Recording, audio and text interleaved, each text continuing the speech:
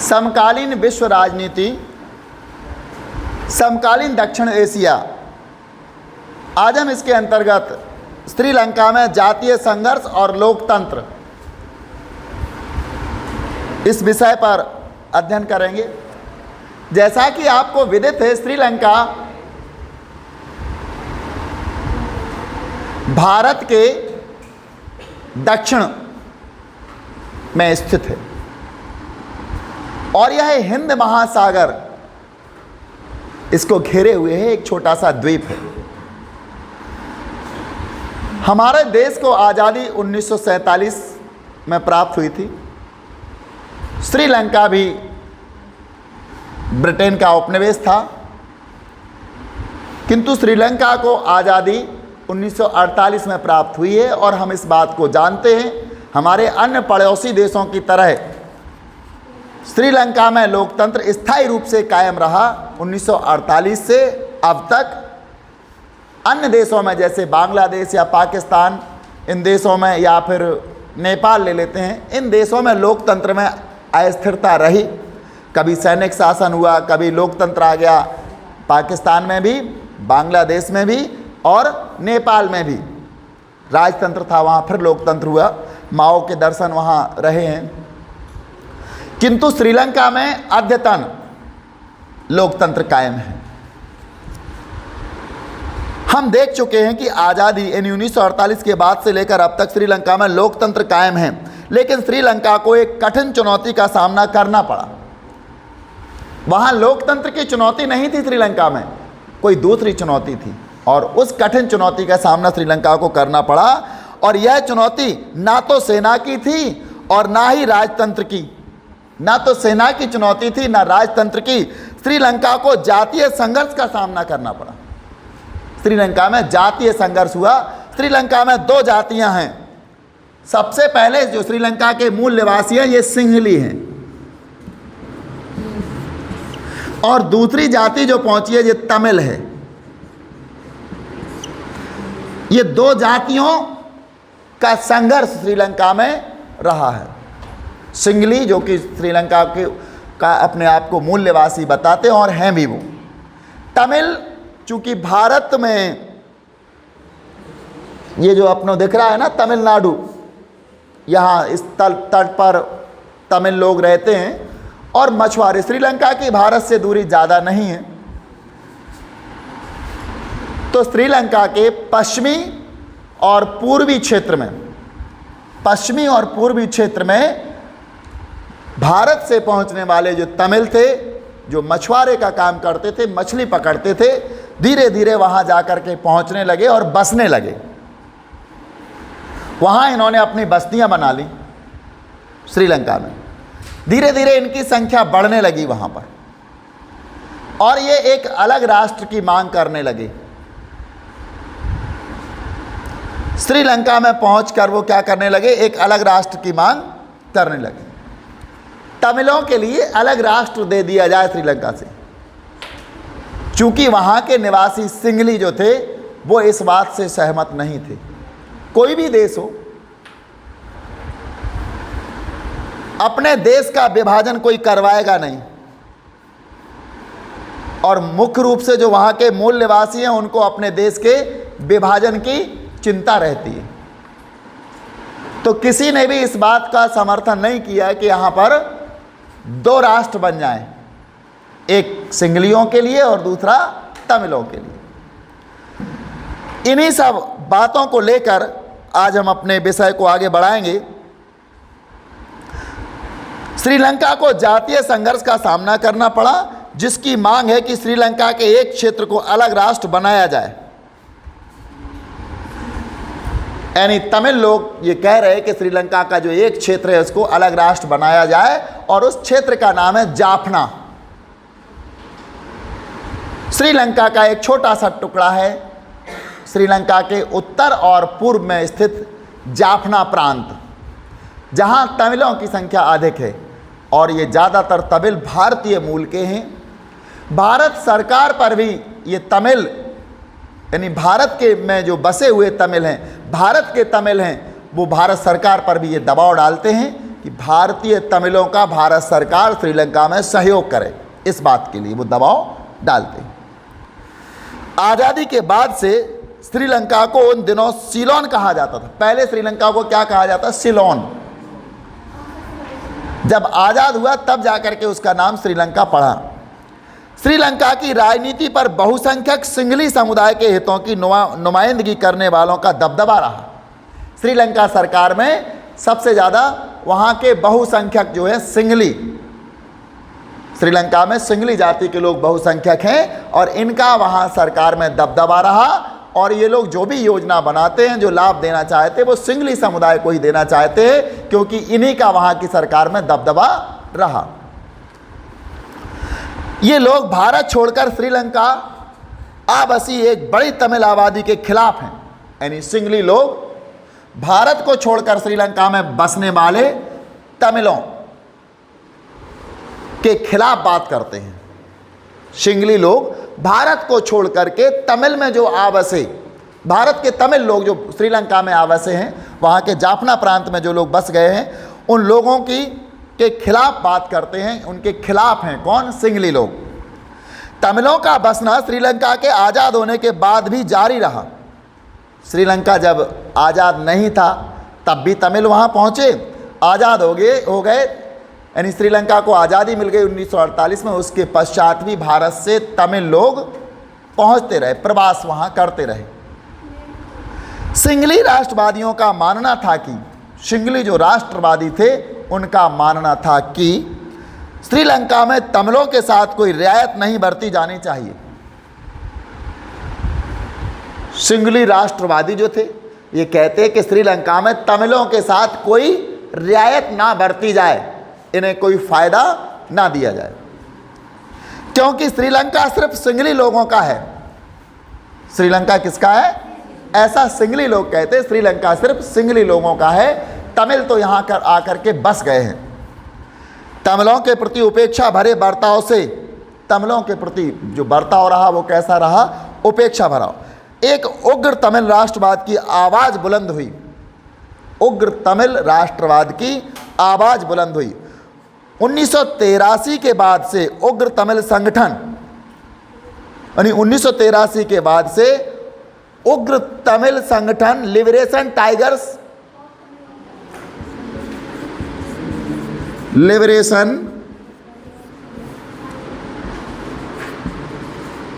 Tigers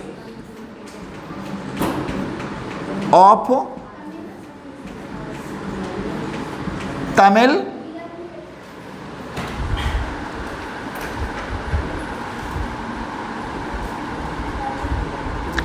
Eelam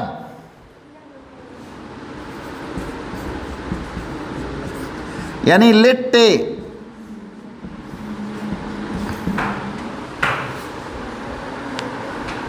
ये उग्र तमिल संगठन है जो भारत से तमिल गए, श्रीलंका बस गए जाफना प्रांत में, और वहाँ जाकर बस करके इन्होंने, जब सिंघली लोगों ने इनके खिलाफ मोर्चा खोला, सरकार में इन्हें कोई जगह नहीं दी गई और सरकार से साफ साफ कहा उन्होंने, राष्ट्र से साफ साफ कहा, जो राष्ट्रवादी सिंघली थे, कि भारतीय या तमिलों के लिए श्रीलंका में कोई जगह ना दी जाए, उनके साथ कोई रियायत ना बरती जाए। तब इन लोगों ने एक उग्र तमिल संगठन बनाया, लिट्टे, लिबरेशन टाइगर्स ऑफ तमिल। अब लिट्टे बन गया, संगठन बन गया, तो लगे लड़ेंगे, उग्र भी था तो ये लड़ेंगे, और ये सीधे सीधे श्रीलंका सरकार से, श्रीलंका की सेना से टक्कर लेने लगे। इनके पास भी बहुत सारे हथियार, जो सेना के पास, सेना से टक्कर लेने के लिए उसी प्रकार के हथियार भी होना चाहिए, बहुत सारे हथियार इनके पास। तो श्रीलंकाई सेना के साथ सशस्त्र संघर्ष कर रहा है, यानी liberation tigers of Tamil Sri Lanka की सेना के साथ सशस्त्र संघर्ष, हथियारों के साथ सेना से लड़ना बहुत बड़ी बात होती है। एक ऐसा संगठन है। इसने तमिल ईलम यानी श्रीलंका के तमिलों के लिए एक अलग देश की मांग की है। ये कह रहे कि तमिल ईलम बनाया जाए और जिसमें श्रीलंका में बसे हुए तमिलों का एक अलग राष्ट्र बन जाए। श्रीलंका के उत्तर पूर्वी हिस्से पर लिट्टे का नियंत्रण है। उत्तर और पूर्वी जो हिस्सा है, जिसको हम जाफना प्रांत कहते हैं, यहाँ पर श्रीलंका में तमिलों का नियंत्रण है या लिट्टे का नियंत्रण है। श्रीलंका की समस्या भारतवंशी लोगों से जुड़ी है। कहाँ से जुड़ी है? क्योंकि लिट्टे कहाँ के हैं? भारत के। तमिल कहाँ के हैं? भारत के। तो भारत से ये समस्या जुड़ी हुई है। भारत की तमिल जनता का भारतीय सरकार पर भारी दबाव है। भारत की जो तमिल जनसंख्या है, इस पर भारत सरकार पर इसका दबाव है कि श्रीलंका में जो तमिल बसे हुए हैं, इनका आप सहयोग कीजिए कि वह श्रीलंकाई तमिलों के हितों की रक्षा करे। भारतीय सरकार ने समय समय पर तमिलों के सवाल पर श्रीलंका की सरकार से बातचीत की कोशिश की है। भारत सरकार ने इसी दबाव में आकर, चूंकि भारत के तमिल हैं जो भारत सरकार पर दबाव डालते हैं, भारत में भी तो तमिल लोग हैं ना, तमिलनाडु में जो निवास करते हैं, तो उन्होंने दबाव डाला और दबाव डाला कि आप श्रीलंका में बसे तमिलों के हितों की सुरक्षा के लिए काम करें। तो भारत ने इसी दबाव में आकर या इसी बात को ध्यान में रखते हुए श्रीलंका सरकार से कई बार बात की कि आप तमिलों के हितों को सुरक्षित रखें। लेकिन 1987 में भारतीय सरकार श्रीलंका के तमिल मसले में प्रत्यक्ष रूप से शामिल हुई। यानी भारत के प्रधानमंत्री श्री राजीव गांधी जी श्रीलंका की यात्रा पर पहुंचे और जब वहां यात्रा पर पहुंचे तो देखा उन्होंने, और उन्होंने एक शांति सेना भारत से भेजी। चूँकि लिट्टे जो उग्रवादी संगठन था वो भारतीय था और उस संगठन को शांत करने के लिए भारत की सेना का होना वहाँ जरूरी था। जब किसी का बालक उद्दंडता दे,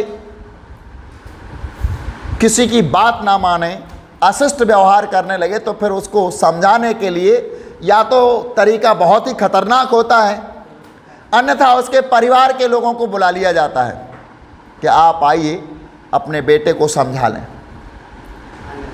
चूँकि वो किसी से भी लड़ रहा हो और उसके परिवार के लोग सामने आ जाएंगे तो वो वहाँ लड़ना बंद कर देगा।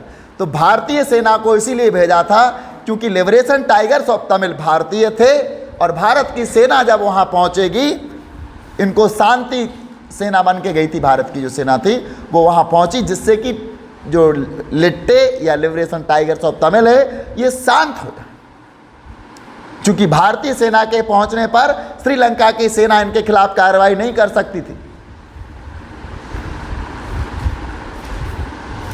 किसी उग्र व्यक्ति के परिवार का व्यक्ति आ जाए उसको समझाने के लिए, तो जिसने बुलाया है वो डायरेक्ट फिर उस पर हमला नहीं करेगा, पहले ये मौका दिया जाएगा कि आप समझा लो। तो श्रीलंका की सेना भी वहाँ शांतिपूर्वक देखती रही।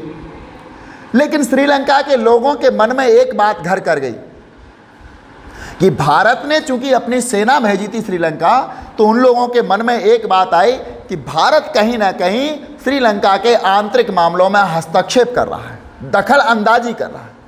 ये तो श्रीलंका का अपना निजी मामला था। तमिलों को क्या सज़ा देनी है, उनको राष्ट्र देना है या राज्य देना है, ये तमिलों की समस्या तो श्रीलंका सरकार की है। भारत इसमें गैर कानूनी तरीके से, गैर संवैधानिक तरीके से हस्तक्षेप कर रहा है। तो वहाँ के लोग भारतीय सेना का विरोध करने लगे।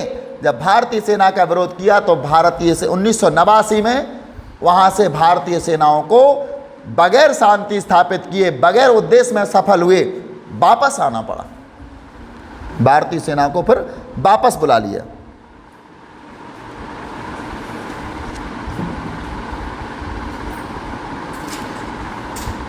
तो भारत की शांति सेना अपना लक्ष्य हासिल किए बिना वापस बुला ली 1989 में। श्रीलंका के इस संकट का हिंसक चरित्र था। अंतर्राष्ट्रीय मध्यस्थ के रूप में नॉर्वे और आइसलैंड जैसे स्कैंडिनेवियाई देश युद्धरत दोनों पक्षों को फिर से आपस में बातचीत करने के लिए राजी कर रहे थे। यानी जब सेना वहाँ से वापस आ गई, भारत की शांति सेना, तो अंतर्राष्ट्रीय लोगों को बुलाया गया कि मध्यस्थता करो। किस किस के बीच में? तमिल और सिंगली लोगों के बीच में, तमिल और श्रीलंका सरकार के बीच में। तो आइसलैंड जैसे स्कैंडिनेवियाई देश युद्धरत दोनों पक्षों को, दोनों पक्ष युद्ध में लीन थे, तमिल और श्रीलंका की सेना, लिट्टे और श्रीलंका की सेना। तो मध्यस्थता कराने के लिए इसको बुलाया गया, फिर से आपस में बातचीत करने के लिए राजी कर रहे थे। अंततः सशस्त्र संघर्ष समाप्त हो गया, क्योंकि 2009 में लिट्टे को खत्म कर दिया गया। 2009 में लिट्टे को खत्म कर दिया गया और सशस्त्र संघर्ष समाप्त हो गया। संघर्षों की चपेट में आने के बाद भी श्रीलंका ने अच्छी आर्थिक वृद्धि और विकास के उच्च स्तर को हासिल किया है। जनसंख्या की वृद्धि दर सफलतापूर्वक नियंत्रण करने वाले विकासशील देशों में श्रीलंका प्रथम है। यानी श्रीलंका एक ऐसा देश है जहां जनसंख्या वृद्धि दर नियंत्रित है, जनसंख्या वहां ज़्यादा नहीं बढ़ती, वहां कंट्रोल में आई है जनसंख्या। हमारे देश में भी एक कानून बना है, 2001 के बाद जिन लोगों की सरकारी सेवाओं में नियुक्ति हुई है उनके 2 से अधिक बच्चे नहीं होना चाहिए। यदि 2 से अधिक बच्चे हैं तो उनकी सर्विस वापस उनको हटा दिया जाएगा, और जो पैसा भी लिया है वो भी उनकी ज़मीन जायदाद मकान से रिकवरी की जाएगी। अभी बहुत सारे शिक्षक पकड़े जा रहे हैं इसमें। 2001 के बाद जिनकी नौकरी लगी है उन शिक्षकों के यदि 2 से अधिक बच्चे हैं, या 2001 के बाद पैदा हुए हैं जो बच्चे 2 से अधिक, ऐसे शिक्षकों को या ऐसे सरकारी सेवकों को, चाहे वो कोई भी नौकरी हो, शिक्षक ही नहीं, इनको नौकरी से हटाने की कार्रवाई चल रही है, इनकी जांचें चल रही हैं। अभी बहुत से अभी हट चुके हैं और हटेंगे। ये किसके लिए किया गया है? जनसंख्या को नियंत्रित करने के लिए। और उनके हटाने के बाद भी क्या किया जा रहा है, वो ये ना सोचे कि हमने इतने दिन नौकरी कर लिए, जितना उन्होंने वेतन लिया है वो उनकी संपत्ति से वापस लिया जा रहा है। तो जनसंख्या को नियंत्रित करने में श्रीलंका प्रथम है। दक्षिण एशिया के देशों में सबसे पहले श्रीलंका ने ही अपनी अर्थव्यवस्था का उदारीकरण किया था। जो 1991 में उदारीकरण की प्रक्रिया चली थी, इस उदारीकरण की प्रक्रिया में, अर्थव्यवस्था के उदारीकरण में भी श्रीलंका प्रथम थी। गृह युद्ध से गुजरने के बावजूद, चूंकि श्रीलंका में गृह युद्ध हुआ था, और गृह युद्ध क्या हुआ था? लिट्टे का और श्रीलंका सरकार का जो गृह युद्ध हुआ था, इस गृह युद्ध सबसे बुरा होता है। गृह युद्ध से गुजरने के बावजूद कई सालों से इस देश का प्रति व्यक्ति सकल घरेलू उत्पाद दक्षिण एशिया में सबसे ज़्यादा है। अंदरूनी संघर्ष के झंझावतों को लेकर भी श्रीलंका ने लोकतांत्रिक राज्य व्यवस्था कायम रखी है।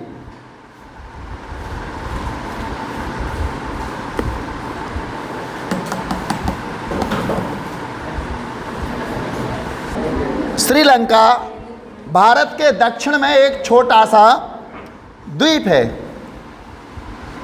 जिसका क्षेत्रफल 25,332 वर्ग मील, छोटा सा द्वीप है और इसका क्षेत्रफल 25,332 वर्ग मील है।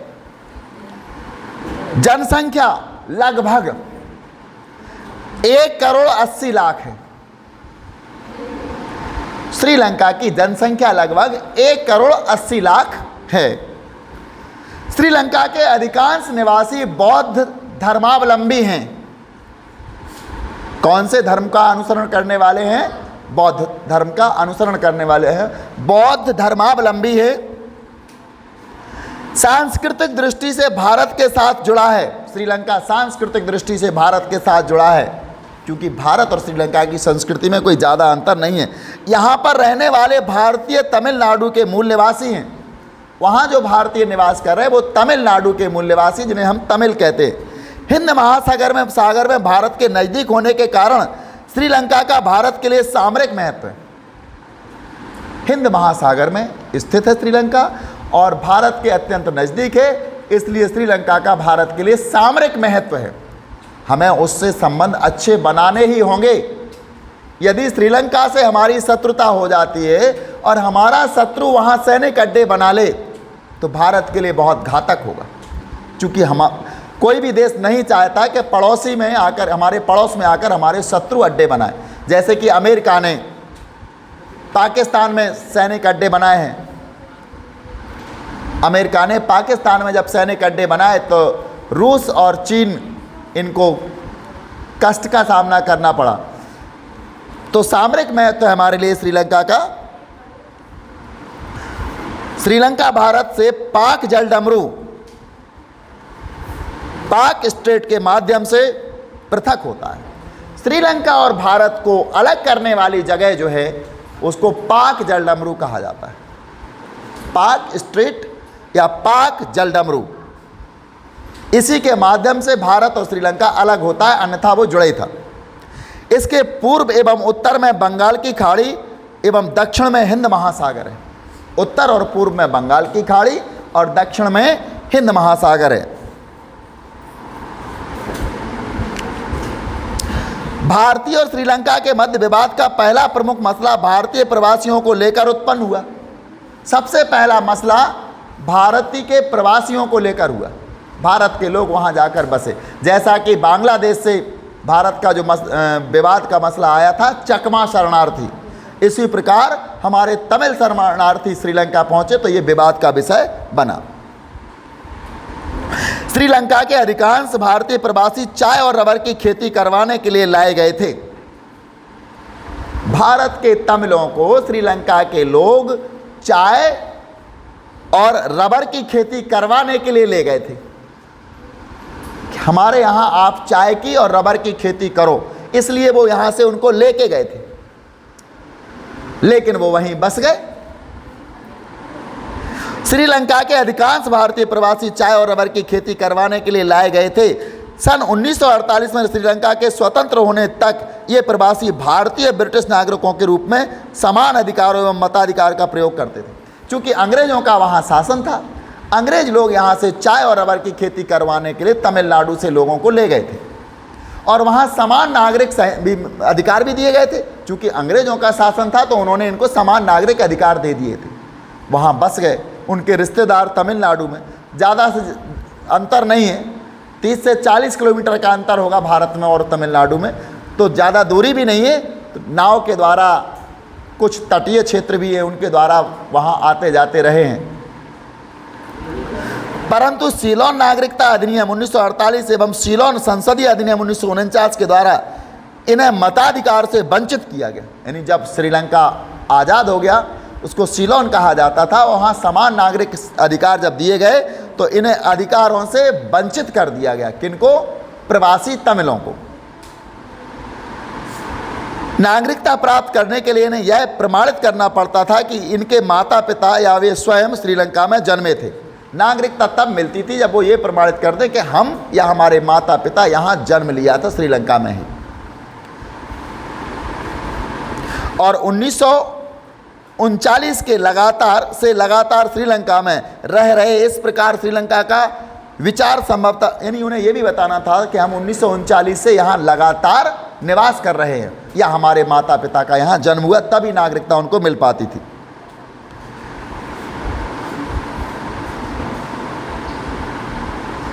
इस समस्या के समाधान के लिए, यानी नागरिकता प्राप्त हो सके इसके समाधान के लिए 1954 में भारत और श्रीलंका के मध्य एक समझौता हुआ और इस संदर्भ में एक समझौता अक्टूबर 1964 में भी हुआ था। और 1964 में भारत के तत्कालीन प्रधानमंत्री लाल बहादुर शास्त्री और श्रीलंका के प्रधानमंत्री श्री माओ भंडार नायके और भारत के लाल बहादुर शास्त्री के बीच एक समझौता हुआ और इसमें उन्हें नागरिकता प्राप्त करने के लिए कहा गया। एक और मसला है हमारा श्रीलंका का, भारत का, कच्छ टीवू टापू का मसला। कच्छ टीवू टापू का मसला, इसकी तो बड़ी विचित्र महिमा है। इस टापू पर केवल नागफनी के वृक्ष हैं, जिसको कैक्टस बोलते हैं, कटीली झाड़ियां होती हैं। कच्छ टीवू भारत और श्रीलंका के समुद्री तटों के मध्य पाक जलडमरू मध्य में विद्यमान एक छोटा सा टापू या द्वीप है। पाक जलडमरू मध्य में एक छोटा सा टापू या द्वीप है। यहाँ कोई निवास नहीं करता। यहाँ के रोमन कैथोलिक चर्च में सेंट एंथोनी उत्सव में भाग लेने के लिए यहाँ एक रोमन कैथोलिक चर्च है जो कि ईसाइयों का, और वहाँ सेंट एंथनी उत्सव होता है कच्छ टापू में। यहाँ कच्छ टापू में वहाँ एक जो उत्सव होता है, और वो इनका उत्सव का नाम है सेंट एंथनी उत्सव। में भाग लेने के लिए भारत या अन्य देशों से इस संप्रदाय के लोग बड़ी संख्या में इकट्ठे होते हैं, तीर्थयात्री आते हैं। और यहाँ श्रीलंका की पुलिस की उपस्थिति होती है। यहीं से विवाद की शुरुआत हुई, और विवाद की शुरुआत भी यहीं से हुई, क्योंकि श्रीलंका के भी तीर्थयात्री आते हैं, भारत के भी जाते हैं वहाँ ईसाई धर्म वाले। दोनों देशों ने समझदारी का परिचय दिया।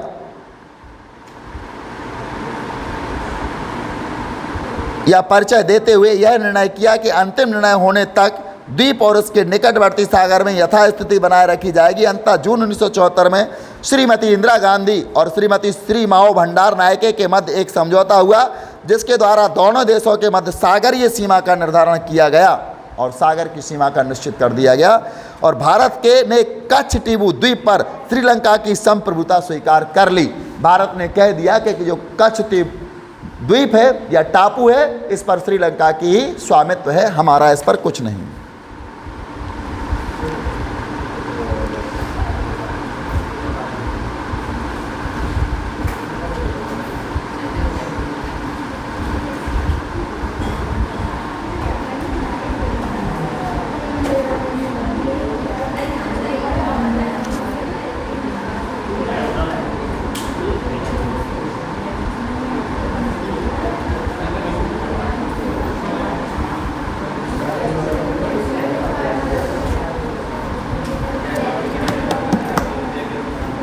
आज के लिए इतना।